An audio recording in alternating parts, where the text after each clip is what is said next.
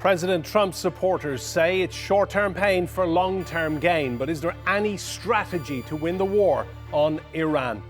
Well into a second week, there's still no clarity on who gains what from the US-Israeli declared war, other than higher oil prices and billions of dollars spent on weapons.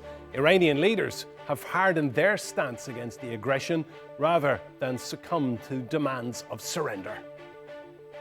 I'm Enda Brady, and today's newsmaker is the war on Iran.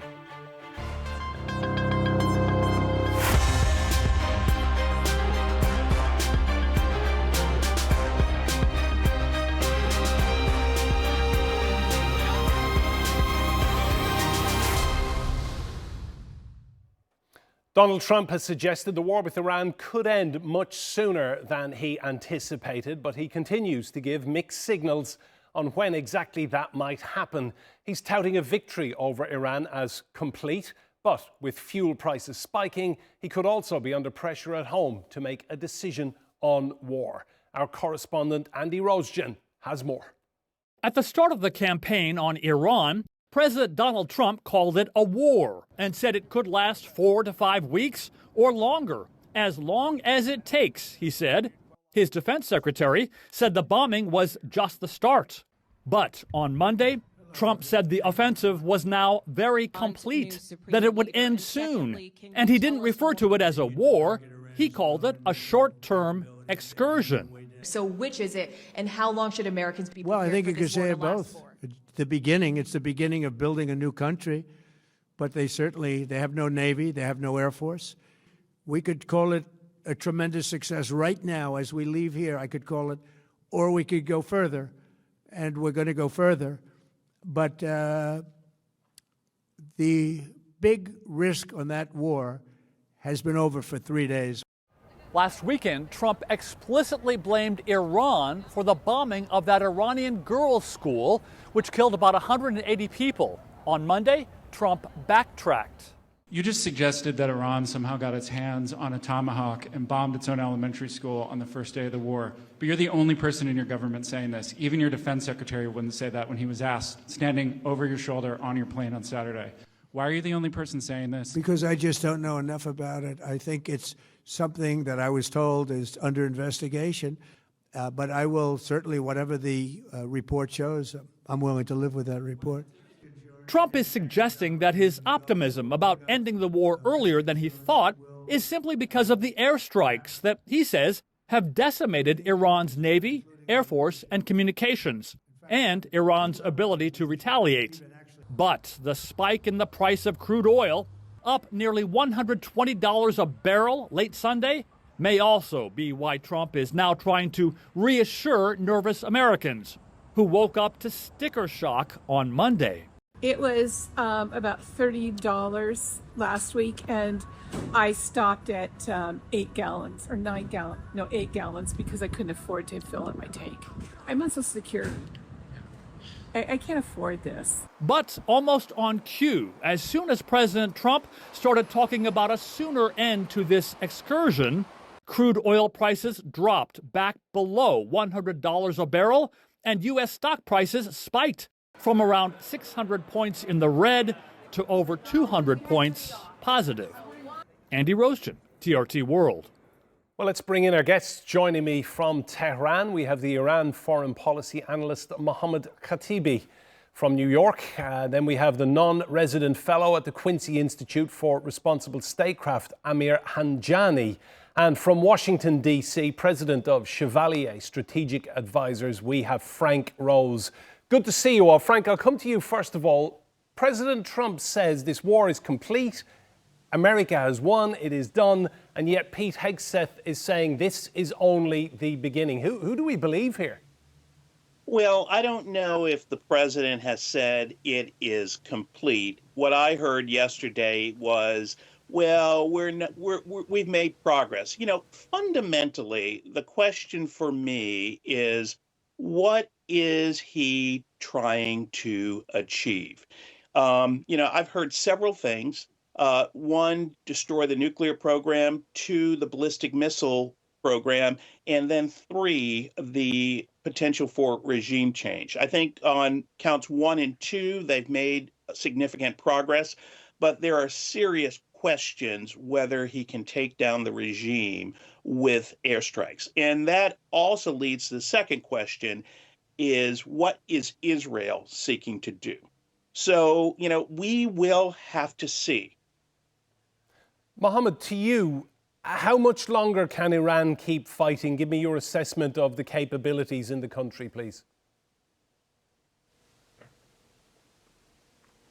So the United States thought that if Iran's leader is assassinated, the regime will collapse. But as we are seeing right now, Iran was capable to carry out operations against United States and Israel after just 2 hours into the fight. And right now, it is capable to carry out missile operations and also drone strikes against not just only the United States assets in the region, but also its bases in the region and Israeli targets. So Iran is still capable to carry out these operations for long term. As we have seen before in the case of Yemen, these vast areas cannot be targeted by strikes, and the Iranian system and Iranian government is able to carry out these operations for not just months, maybe years, because of the vast territory it has and the lack of will on the United States side to deploy troops. Iran is still ready to fight back if the United States decides to deploy troops. It will be a big win for Iran because it has an upper hand inside the Iranian territory. And I think that if the United States dares to do that, this will be a bloody war.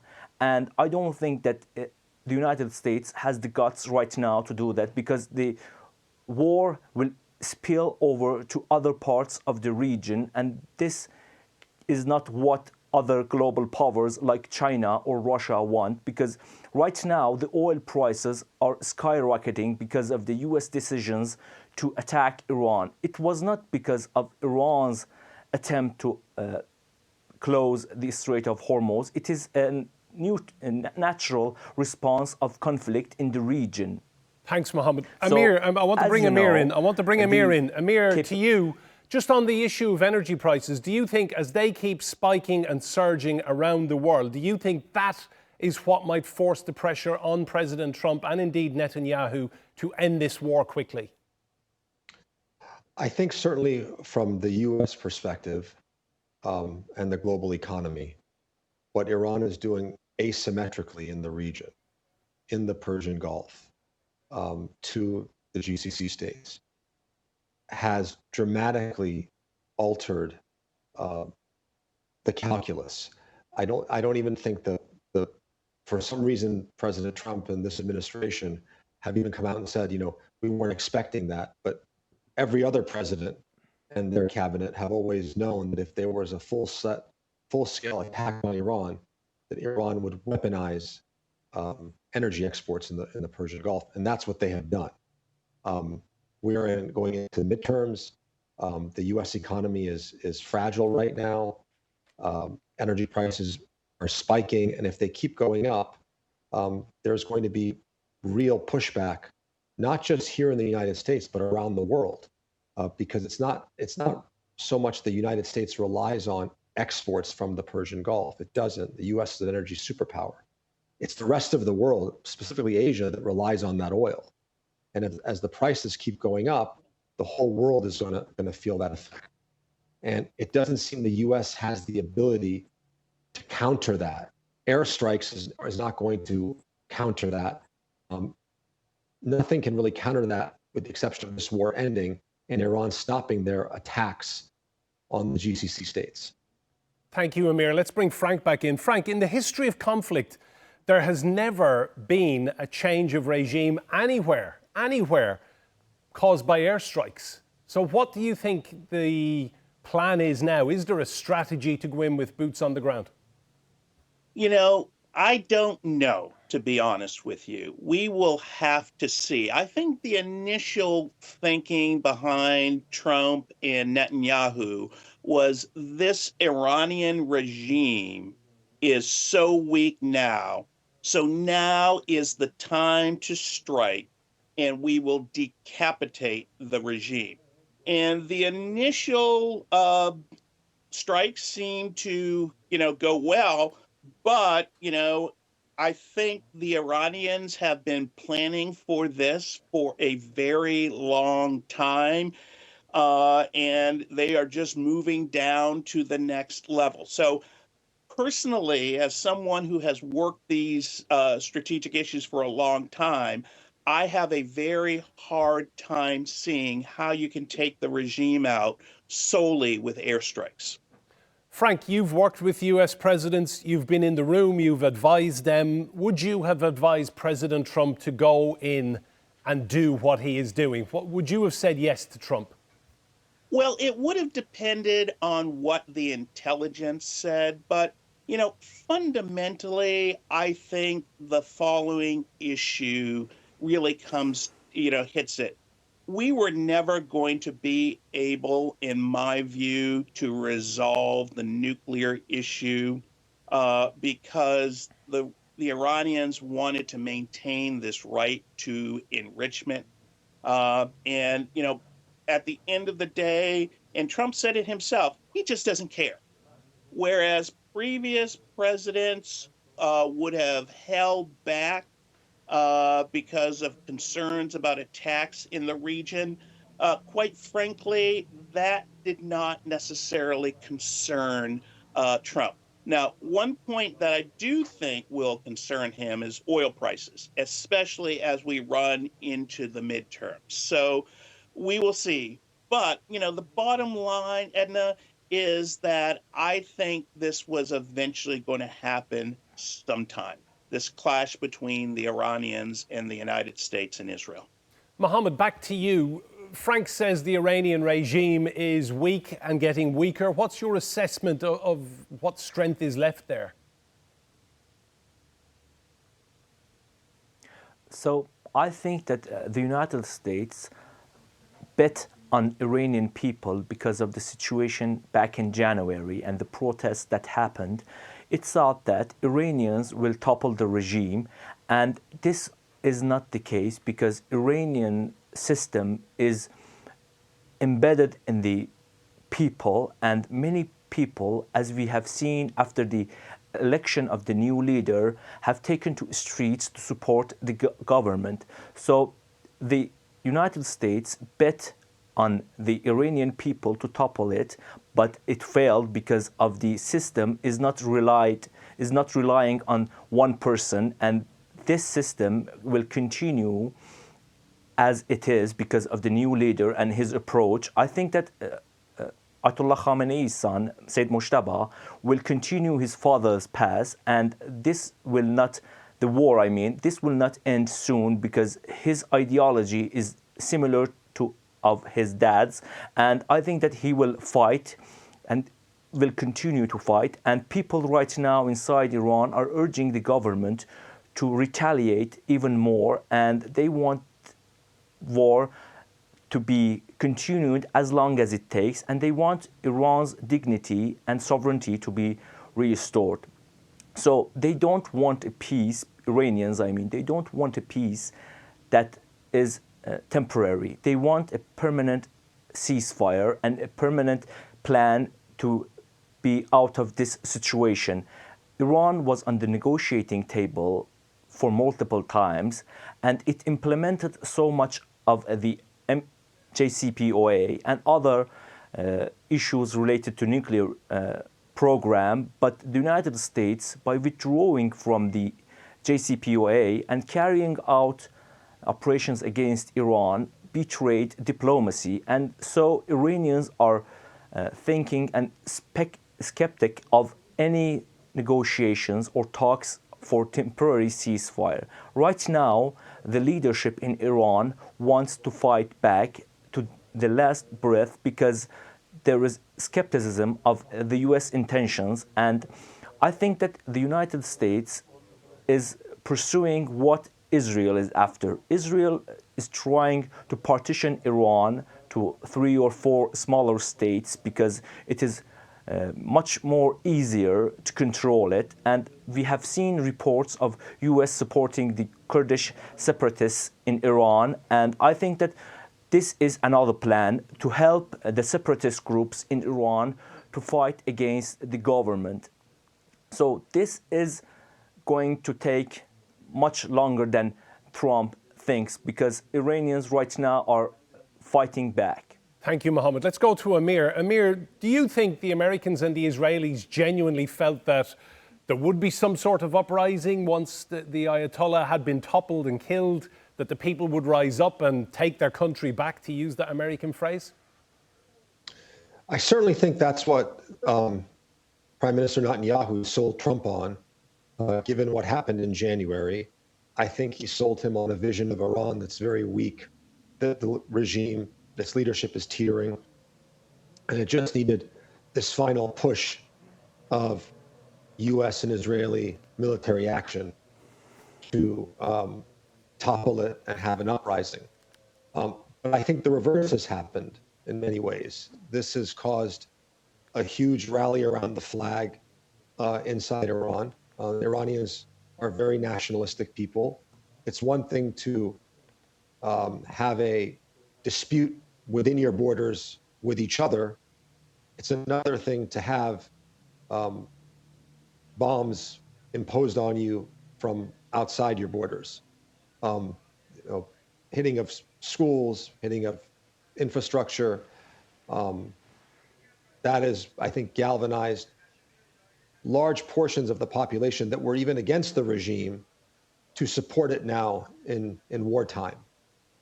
I see no cracks in the leadership at the present time. Iran is 92 million people.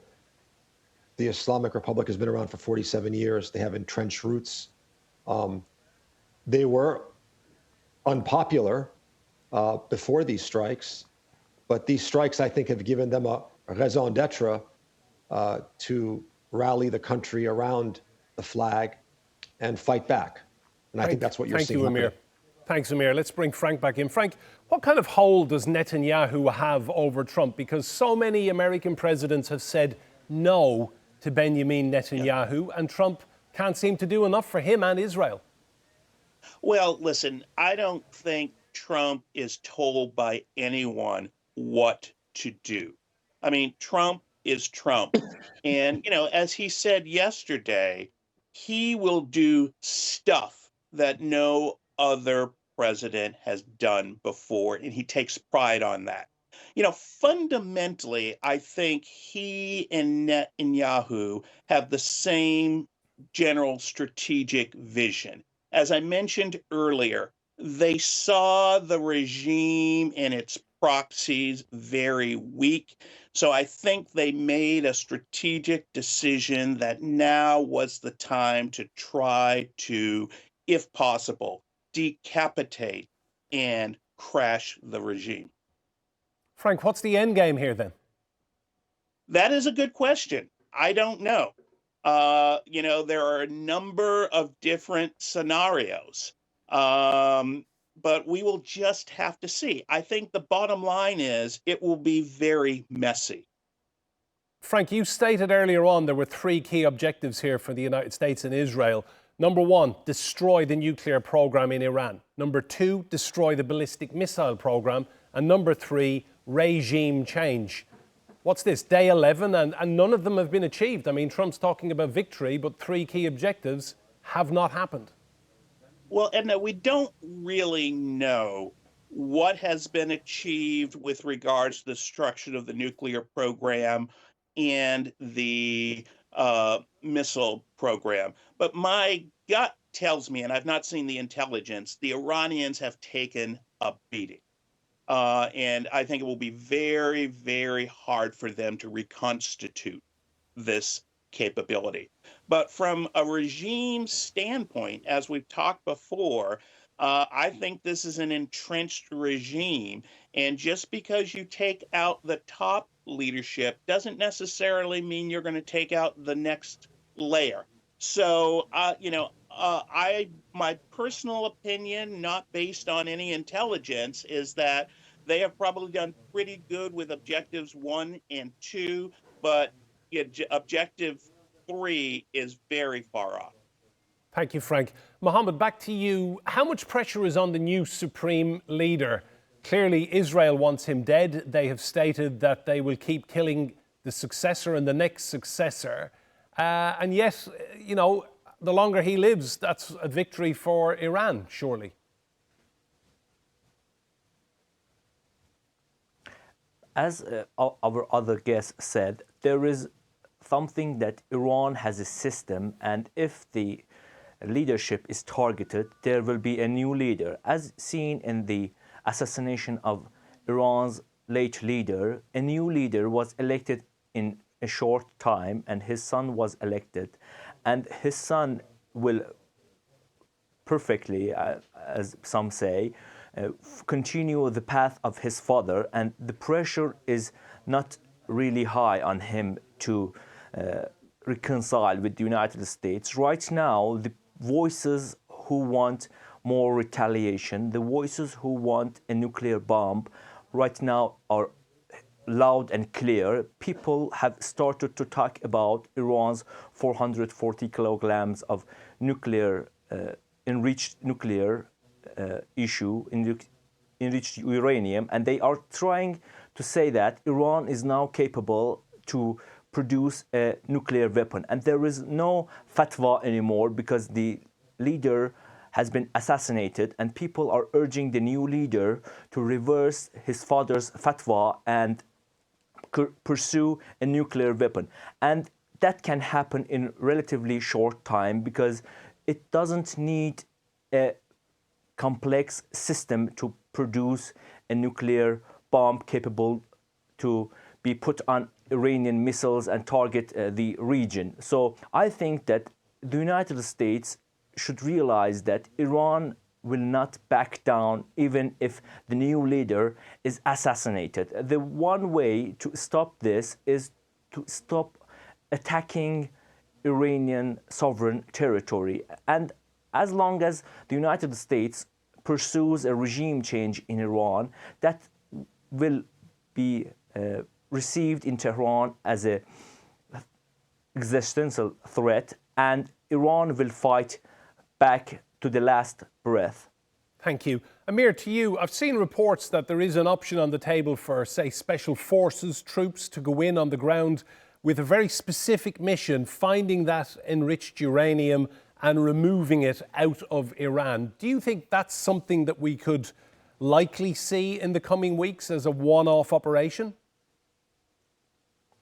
Well, anything is possible, but I think that's going to be very difficult to get done because getting special forces inside Iran and then having them go to the site, dig this enriched uranium out, put it in a safe compartment and take it out of Iran will take time. By the time that is taking place, it's very likely they would be met against Iranian forces in a ground battle.